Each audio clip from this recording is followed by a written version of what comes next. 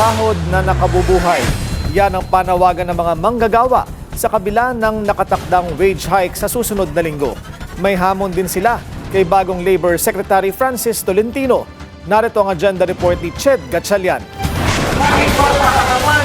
Kinalampag ng mga grupo ng mga manggagawa ang opisina ng Labor Department para ipanawagang taasan ng dagdag pasahod para sa Metro Manila workers. Matapos daw kasi ang sunod-sunod na krisis at pagsirit ng inflation rate, lalong bumaba ang purchasing power ng mga manggagawa at hindi na raw sasapat ng 85 peso increase na inaprobahan ng NCR Wage Board. Hinamon din nila sa Labor Secretary Francis Tolentino na higitan ng mga nagdaang DOL secretaries sa pamamagitan daw ng pakikinig sa kanilang mga daing. Doon sa inilabas na dagdag na sahod na 85 pesos.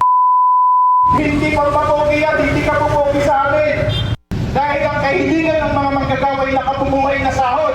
Alam po natin si Tolentino, sa panahon na siya ay senador, alam niya na ang mga manggagawa ay matagal na nananawagan ng nakabubuhay na sahod.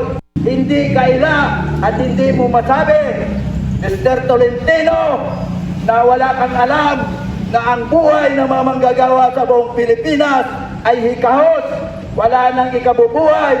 Nagsumite rin ang mga grupo ng apela sa National Wages and Productivity Commission para iakyat sa 505 pesos ang idadagdag sa minimum wage ng mga manggagawa sa Metro Manila. Sa argumento nila, nagkaroon daw ng grave abuse of discretion ng NCR Wage Board dahil hinati nito sa dalawang tranches ang 85 peso increase. Magbubunsod daw ito ng pagkaparalisa ng anumang petisyon para sa dagdag pasahod sa Metro Manila matapos ang unang tranche at ganun na naman daw ang sitwasyon kapag napatupad naman ang second tranche. Kaya sa kanilang petisyon, nais na mga grupo na set aside na lang ang second tranche next year at kumpletuhin na ang 505 peso na suwestyon nilang dapat na dagdag pasahod sa mga manggagawa ngayong taon. Tila nakaligtaan din daw ang taas pasahod para sa mga nasa probinsya. Nakapareho lang ang ginagastos at pangangailangan araw-araw. Wala pang komento si Tolentino sa apela ng mga relista. Nanawagan din ng grupo kay PBBM na aprobahan na ang 1,200 pesos daily minimum wage para sa lahat ng mga manggagawa sa buong bansa.